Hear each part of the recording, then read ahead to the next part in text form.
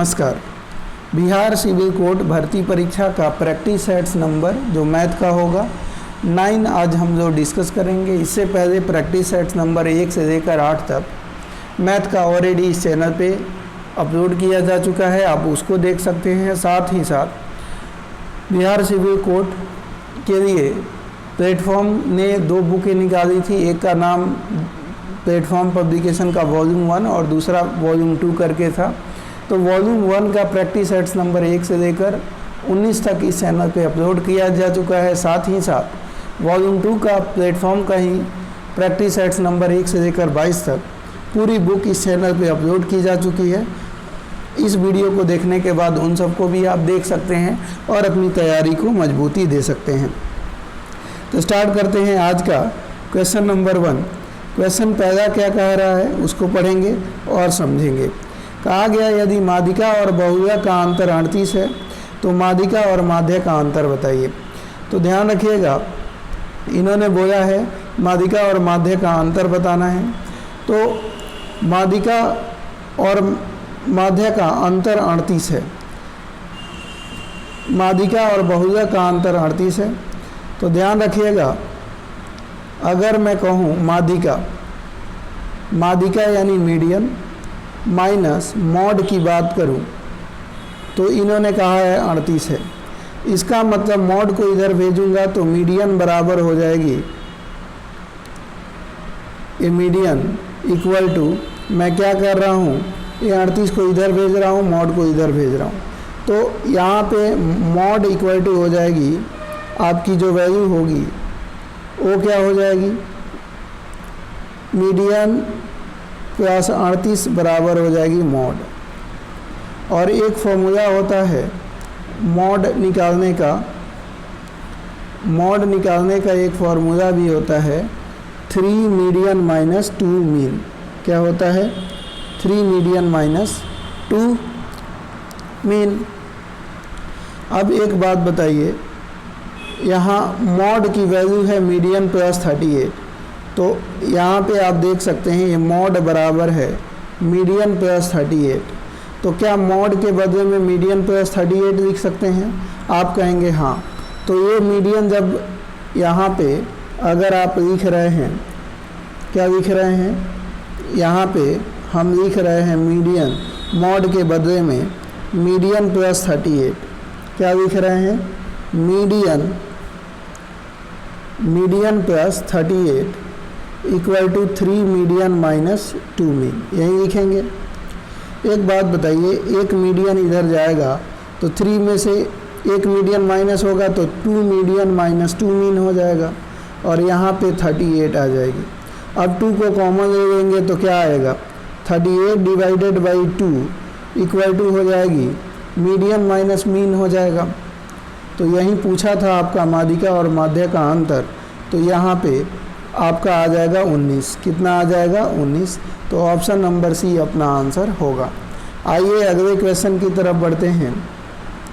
अगला क्वेश्चन इन्होंने कहा कि 4a इक्वल टू है 5b इक्वल टू 8c, तो a ratio b ratio c निकालना है। तो ध्यान रखिएगा, यहाँ पे इन्होंने कहा है 4a इक्वल टू है 5b। तो आप जानते हैं हमें करना क्या है, हम इस b को इधर लेकर आएंगे और इस 4 को इधर लेकर आएंगे। तो यहाँ पे हो जाएगा a बाई बी, इधर आ गया, और फिर इधर ये हो जाएगा 5 और 4 इधर आएगी 5 बाई 4। यानी आप कह सकते हैं कि यहाँ से आपको क्या मिल गया, a रेशियो b की वैल्यू मिल गई। तो आप कह सकते हैं कि a ratio b equal to आ गई जी 5 रेशियो 4 अपना वैल्यू आ गया। साथ ही साथ अगर 5b इक्वल टू 8c करें तो आप क्या करेंगे, c को इधर लेकर आएंगे और 5 को इधर लेकर आएंगे। तो ये हो जाएगा b upon c equal to अपना हो जाएगा 8 यहीं पे रहेगा और उधर से 5 आएगा तो 8 बाई 5। तो b रेशियो c बराबर आप लिख सकते हैं 8 रेशियो 5। अब a ratio b ratio c की वैल्यू निकालनी है तो आप लिख सकते हैं, सबसे पहले व्यक्ति को देखिए दोनों में कॉमन क्या है, ये b है। तो b का पहले पोजीशन पे 8 है तो ऊपर 8 लिख दीजिए। बी दूसरे पोजीशन पे 4 है तो 4 नीचे लिख दीजिए। तो 8 पचे कितना होता है जी 40 और 8 चौक 32, फिर 4 अठे 32, 4 पचे 20, तो 40 32 20 का मतलब क्या हो गया 4 दहाँ का 40, 4 अठे 32 और 4 पचे 20, तो 10:8:5 जो कि ऑप्शन नंबर सी में दिया गया है। तो ऑप्शन नंबर सी अपना आंसर हो जाएगा। अगले क्वेश्चन की तरफ बढ़ते हैं। कहा गया कि गेहूं की प्रति किग्रा कीमत में 20% की कटौती के कारण राम 800 रुपया में 5 किग्रा गेहूं अधिक खरीद सकता है। गेहूं की प्रति किग्रा कीमत कितनी थी? तो ध्यान रखिएगा 20%, कोई भी कीमत 100% होता है, तो 20% घटी यानी 80% बच गया। 20% जब घटी तो 5 किलो कह रहा है अधिक खरीद सकता है, यानी 20% में 5 किलो खरीदेगा तो 20 चौक कितना होता है 80, यानी 4 गुना में 5 चौक 20 किलो खरीद रहा होगा। तो पहले 100% कीमत थी तो 20 किलो खरीद रहा था, तो अब जो है क्योंकि 20% घट गई तो अब 25 किलो खरीद रहा है। तो देखिए पहले 800 रुपया में वो 20 किलो खरीद रहा था तो उसकी कीमत कितनी रही होगी? तो 40 रुपया उसकी कीमत रही होगी पर किग्रा। तो ऑप्शन नंबर अपना हो जाएगा ए आंसर हो जाएगा। आगे आइए नेक्स्ट क्वेश्चन देखते हैं। अगला क्वेश्चन इनको सॉल्व करना है, तो सबसे पहले हम ऊपर वाले को सॉल्व करेंगे और कोशिश कीजिए कि ऐसे क्वेश्चन को ओरली आप सॉल्व करें। तो यहाँ पे 5 और 3 का एलसीएम कितना होगा 15, तो ये 15 हमने लिख दिया। 5 यहाँ 15 तो 5 दूनी 10 और 3 पचे 15 तो 5, 10 में से 5 गया 5/15, 5/15 का मतलब 1/3 होता है। ठीक है, अब 1/3 था यहाँ पे, फिर आप देखिए ये डिवाइड है और ये मल्टीप्लाई है, तो सबसे पहले डिवाइड का काम करेंगे। 1/4 इंटू 2/1 इंटू 1/3 करेंगे, तो 2 दूनी कितना होता है 4। तो यहाँ पे आप क्या देख रहे हैं 2 से 2 कट गया तो 1/6। यहाँ पे ऊपर को सॉल्व किया अपना आंसर आ गया 1/6। अब नीचे वाले को सॉल्व करते हैं इनको। तो यहाँ देखिए 3 एकम 3 2 5/3, तो 5/3 का 3/4, 3 से 3 कट गई, यहाँ पे आ गया 5/4, कितना आ गया 5/4, माइनस है माइनस। अब यहाँ से 2 से 4 को काटेंगे तो 2 दूनी 4 2, तो 1/6, तो 5/4 में से 1/6 को घटाएंगे, 4 और 6 का एलसीएम निकालिए 12 होता है, तो 4 तियाँ 12, तो 5 तियाँ कितना 15, फिर 6 दूनी 12 तो 2, ये 13/12 हो गया। तो 13/12 को डिवाइड करेंगे तो 12, 13 यहाँ से 12 आना था तो उल्टा कर देंगे 12/13। तो यहाँ पे ध्यान देंगे, यहाँ 5 तियाँ 15 था, तो 5 तियाँ 15 था, तो माफ़ कीजिएगा यहाँ पे गलत हुआ है, यहाँ 6 था। ध्यान दीजिएगा मैं क्या कह रहा हूँ, 5 और 3 का एलसीएम निकालेंगे तो 15, तो 5 तियाँ 15, तो 3 दूनी कितना हो जाएगा 6, तो 6 में से 5 गया 1/15, ये 1/3 नहीं होगा बल्कि ये 1/15 होगा। तो यहाँ पे आप लिख रहे होंगे इक्वल टू में, इक्वल टू हम क्या लिखेंगे 1/15, तो यहाँ पे 1/15 हो जाएगा। तो आप ध्यान दीजिए 1/15 यहाँ पे हो जाएगा, तो 1/15 ये पहले से हो गया और नीचे डिवाइड है अपना कितना आ रहा है 13/12 आ रहा है, तो 12/13 हो जाएगा इस तरह से। तो 4 यहाँ 3 पचे 15, 3 चौक 12, तो ऊपर कितना आ जाएगा, ऊपर हम देखेंगे तो 4 और 13 पचे 65, 4/65, यानी ऑप्शन नंबर अपना ए आंसर हो जाएगा। अगले क्वेश्चन की तरफ चलिए चलते हैं। अगला क्वेश्चन क्या कहा गया, कहा गया किसी संख्या का 35% 91 है तो वह संख्या क्या है। तो संख्या मान लीजिए x है, उसका 35%, तो x का 35% बराबर 91 है। तो संख्या बताना है, इनको काट दीजिए। 5 सतह कितना होता है 35 और 5 20वां 100 होता है। इससे काटिए तो 7 13वां 51, 7 13वां 91 होता है, 20 इधर चला जाएगा तो 13 दूनी 26, संख्या हो गई 260। तो ऑप्शन नंबर अपना आंसर हो जाएगा बी आंसर होगा। आइए अगले क्वेश्चन की तरफ बढ़ते हैं। अगला क्वेश्चन क्या कहा गया कि एक शॉपिंग मॉल में किसी वस्तु की लागत में 10% की वृद्धि की गई, फिर 10% की कमी कर दी गई। कुल प्रतिशत वृद्धि या कमी की बताइए। तो 10% वृद्धि का मतलब होता है कोई 100 यूनिट की चीज़ थी तो 110% हो गई, तो 110% का मतलब अपन 100। फिर कोई 100% की चीज़ थी 10% की, फिर कमी कर दी गई तो 100 में से 10 गया, 90% के लिए 100। इस जीरो से इस जीरो काटिए, इस जीरो से इस जीरो को काटिए, आप क्या देखेंगे 11 9 99 आप देखेंगे और नीचे 100 देखेंगे। तो कोई 100 रुपये की चीज़ थी, अब 99 हो गई, यानी 1 की कमी आई किस पर 100 पर, तो 1% की कमी हो जाएगी, यानी ऑप्शन नंबर डी अपना आंसर हो जाएगा। आइए अगले क्वेश्चन की तरफ बढ़ते हैं। अगला क्वेश्चन क्या कहा गया, एक प्राकृतिक संख्या को जब 9 10 12 15 से विभाजित किया जाता है तो प्रत्येक दशा में 3 शेष बचता है। ऐसी सभी संख्याओं में सबसे छोटी कौन सी है। तो सबसे पहले 10 12 15 का एलसीएम 9 10 12 15 का एलसीएम निकालेंगे तो 10 12 15 का एलसीएम जो होता है वो 60 होता है, और 60 9 का एलसीएम कितना हो जाएगा तो 180 हो जाएगी। 60 और 9 का एलसीएम 180 हो जाएगी, और प्रत्येक दशा में 3 शेषफल बचता है तो 180 और 3 कितना होता है 183। तो सबसे छोटी संख्या आपका यहाँ पे 183, ऑप्शन नंबर सी आंसर हो जाएगा। क्लियर हो गई, मतलब 9 10 12 और 15 का एलसीएम निकालिए और जो शेषफल बचता है उसको जोड़ दीजिए, आपका आंसर आ जाएगा। अगले क्वेश्चन की तरफ आइए चलते हैं। अगला क्वेश्चन कहा गया कि ए, ध्यान रखिएगा, a minus 1/a equal to 7 आपका दिया हुआ है, a square plus 1/a square पूछा गया है। तो ध्यान रखिएगा यहाँ पे जो भी वैल्यू दी होती है उसका स्क्वायर कीजिए और उसमें 2 को जोड़ दीजिए। तो 7 का स्क्वायर 49 और 2 कितना हो गया 51 हो गया, तो 51 यहाँ पे आंसर हो जाएगा।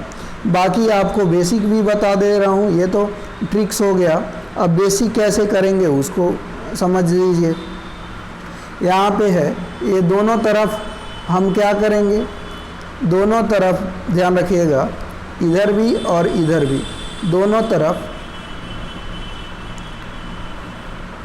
हम क्या करेंगे, दोनों तरफ स्क्वायर कर देंगे। क्या करेंगे,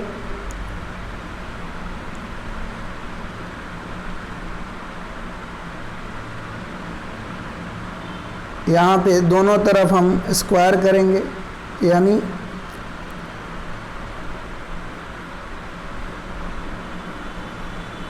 इधर भी और इधर भी। तो ए मान लेंगे इसको और इसको बी मान लेंगे, तो ए माइनस बी का होल स्क्वायर क्या होता है A square plus B square minus होता है 2a और b, ये हो जाएगा। फिर 7 का स्क्वायर 49 हो जाएगी। अब ए से ए गायब हो जाएगा, तो यहाँ पे आपका आएगा ए स्क्वायर प्लस 1/a स्क्वायर, इधर ए गायब हो गया है तो माइनस 2 इधर बचा है, इधर भेजेंगे तो 49 में 2 को ऐड कर देंगे, ओवर और रिजल्ट कितनी आएगी 51। तो आपका आंसर जो हो जाएगा वो 51 हो जाएगा। तो दोनों चीज़ें आपने जान लिया। आगे आइए नेक्स्ट क्वेश्चन कहा गया है, ध्यान दीजिए कि यदि मैं एक वस्तु को 595 में बेचता हूँ तो मुझे 19% लाभ प्राप्त होता है। यदि मैं इसे 475 में बेचूं तो मुझे होने वाले लाभ या हानि प्रतिशत ज्ञात कीजिए। तो देखिए 19% का इनको लाभ होता है, खरीदें कितना में है नहीं पता, मान लीजिए 100 रुपया में खरीदे हैं, 19% का लाभ होता है, तो कोई चीज़ अपने आप का 100% होता है, तो 19% लाभ पे बेचेंगे तो 119/100 पर ये बेच रहे होंगे। तो x का 119% यानी 119/100 पे बेच रहे हैं, और ऐसे कह रहे हैं कि 595 में बेच रहे हैं, तो ये दोनों बराबर हो गया। ये पचे चला जाएगा, 00 इधर आ जाएगा, तो ये खरीदे थे 500 में, तो 500 की चीज़ को कितने में बेच रहे हैं, 475 में, यानी 25 रुपये का नुकसान उठा रहे हैं। तो इंटू 100 करेंगे तो ये हानि प्रतिशत आ जाएगी। नुकसान को ऊपर, खरीदा गया था जितना में उसको नीचे, इंटू 100, तो 25 दूनी कितना होता है 50, तो 20 पचे 100, 5% की इनको 475 रुपया में बेचने पर 5% की हानि हो जाएगी। ऑप्शन नंबर आपका ए आंसर हो जाएगा। आइए अगले क्वेश्चन की बात करते हैं। नेक्स्ट क्वेश्चन क्या है, निम्नलिखित में से कौन सा विकल्प आवर्ती दशमलव का उदाहरण है। आवर्ती दशमलव का मतलब होता है रिपीटिंग, एक ही नंबर को डेसिमल में बार बार वो रिपीट हो रहा हो, कभी कटे नहीं, उसका उदाहरण पूछ रहा है।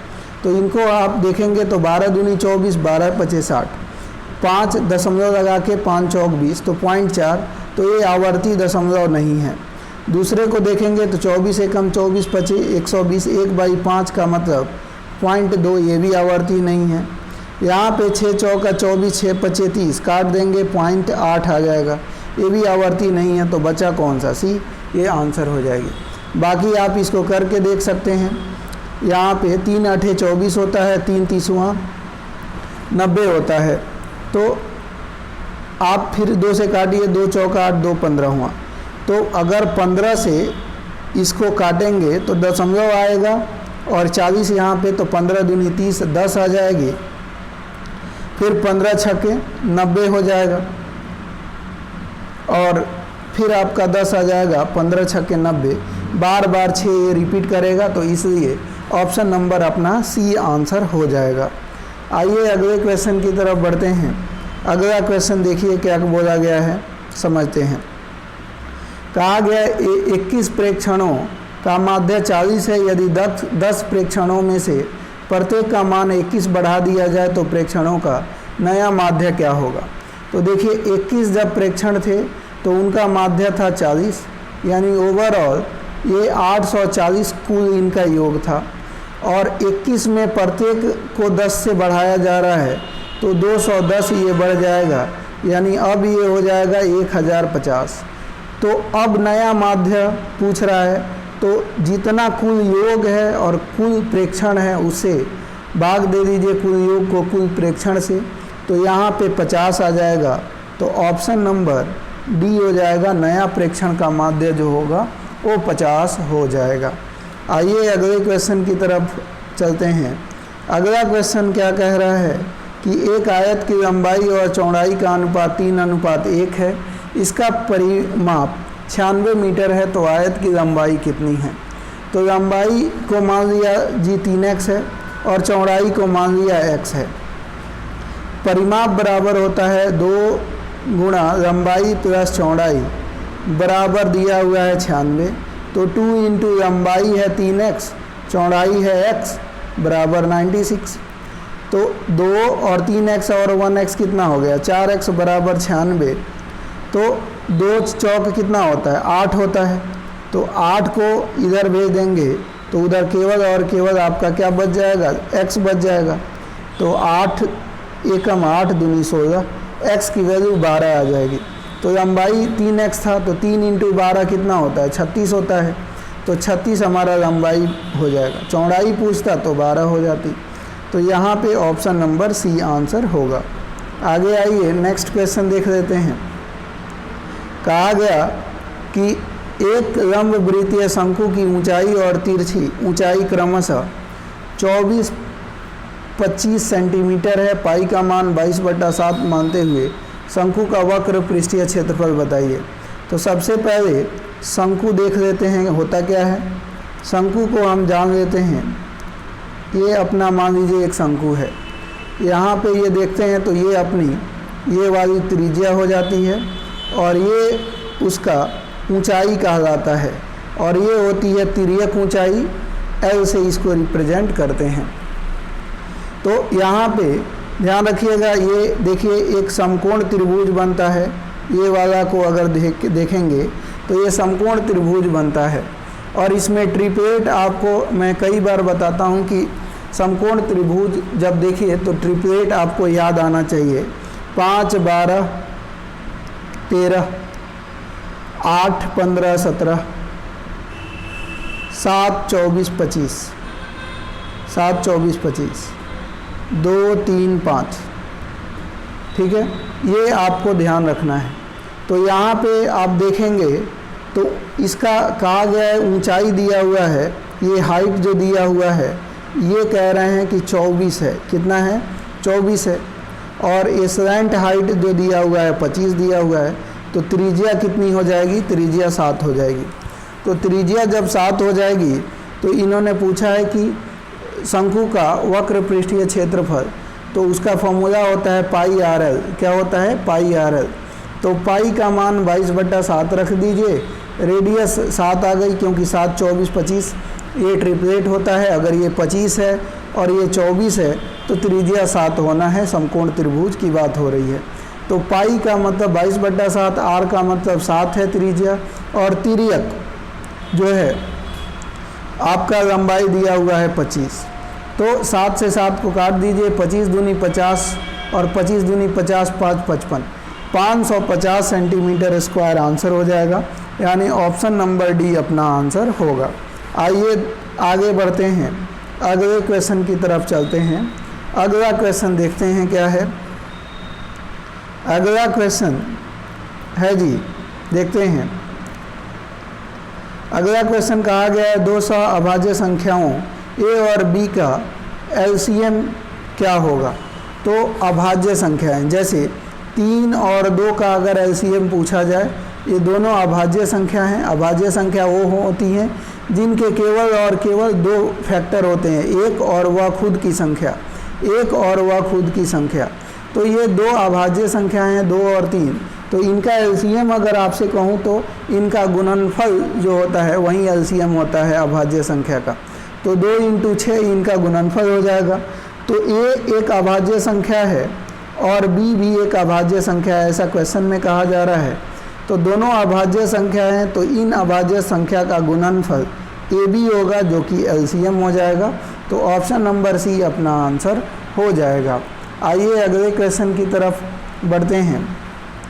अगला क्वेश्चन क्या कहा गया कि शांत जल में एक नाव को अपने गंतव्य स्थान तक पहुंचने और वहां से अपने प्रारंभिक स्थान पर वापस आने में कुल 15 घंटे लगते हैं।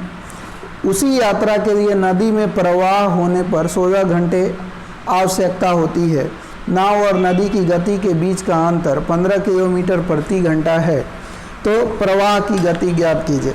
तो ध्यान रखिएगा, नाव क्या बोला गया कि नाव और नदी के बीच का अंतर 15 किलोमीटर प्रति घंटा है।